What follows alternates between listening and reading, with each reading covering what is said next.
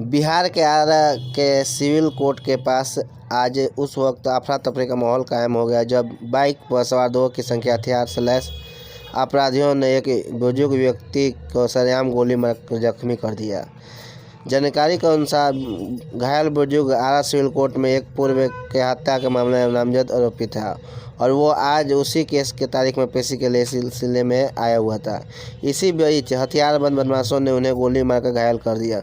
मामला नगर थाना क्षेत्र के आरा सिविल कोर्ट कैंपस के ठीक सामने की है। घायल उदौत नगर थाना क्षेत्र के बेलार गांव निवासी स्वर्गीय दिगरी चौधरी के 62 वर्षीय पुत्र गोपाल चौधरी है, जिन्हें घटना के बाद पुलिस द्वारा स्थानीय लोगों को मदद से घायल बुजुर्ग का तुरंत इलाज के लिए शहर के निजी क्लिनिक पर भर्ती कराया गया, जहां फिलहाल चिकित्सा के देखरेख में जख्मी का इलाज चल रहा है। इधर कोर्ट कैंपस के ठीक सामने हुई गोलीबारी की घटना के बाद मौके पर अफरा तफरी का माहौल कायम हो गया।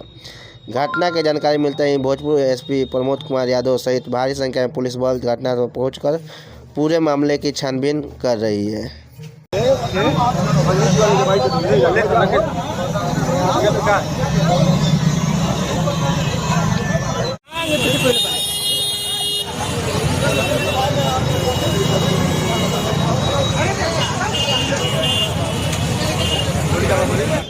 तो वो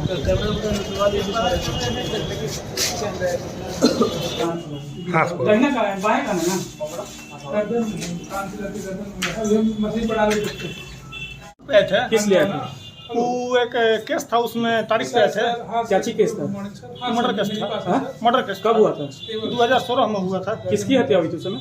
उस समय रंजीत चौधरी का भाई का हुआ था। क्या नाम था उसका? हेमंत था। अच्छा, उसी में चाचा नामजद थे? हाँ, नामजद थे। कितने लोग का गवाही था आज उसकी तारीख? गवाही नहीं था सर, सभी लोग का तारीख था। तो मान लीजिए कि 4-5 लोग हम लोग आए थे स्कॉर्पियो से तारीख पे। बाहरी जैसे ही निकले तो वहाँ आंदोलन 4-5 लड़का रंजीतावा से भतीजा। क्या चीज से था मारने वाला? सब पिस्टल लिया था। सब क्या चीज से था आया था बाइक से? वो सब तो वहाँ पे खाली दिखा, अगल बगल में बाइक खड़ा ही किया होगा। तो कितना गोली चलाया सर? कम से कम 5-6 फायर फायर किया है। चाचा आपसी वर्चस्व को लेकर तो एक सब डी पिस्टल था, मिक्स हो गया ना, तो आज 2-3 मर्डर होता वहाँ। अच्छा, सब 20-20 हजार वाला पिस्टल लेकर आया था सब। क्या नाम है आपका? गौतम चौधरी। आप इनके कौन? इनका लड़का। अच्छा, ये जो हत्या में ये आरोपी हैं कि गवाह? नामजद आरोपी है। नामजद है, नाम है।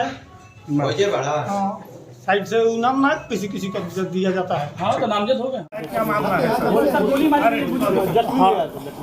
हाँ, बताना चाहते हैं कि आज सुबह दोपहर करीब 1:07 पे कोर्ट परिसर जो आरा जिला कोर्ट है उसके गेट से लगभग 15-20 फीट बगल में जो सामने उधर गेट है, उस गेट पे जो रमना मैदान है, एक व्यक्ति को जो है गोली लगने की सूचना प्राप्त हुई और उसके बाद घायल को अस्पताल भिजवाया गया। बाद में जब उसमें सत्यापन किया गया तो जिस व्यक्ति को गोली लगी है उसका नाम गोपाल चौधरी है और यह 2016 में एक घटना हुई थी। ये बिलाउर के रहने वाले एक रंजीत चौधरी हैं और उनके जो भाई का मर्डर हुआ था और उसी में ये गोपाल चौधरी जो है अभियुक्त थे और वो अभी बेल पे थे और वो जब बीच में जब उसकी सुनवाई होती है तो उसी बेल टूटे नहीं उसके लिए अपना आते थे कोर्ट देखने के लिए और वो और एक लड़का उनके साथ था। वो लोग गेट पे वहाँ पर खड़े थे तो उसी समय जो है 2 लड़के आते हैं बगल में, उनके पास भीड़ में सट के और कान के पास में जो है पिस्टल से सटा के जो है गोली मार देते हैं और वो गिर जाते हैं। उसके बाद वो दोनों भाग जाते हैं।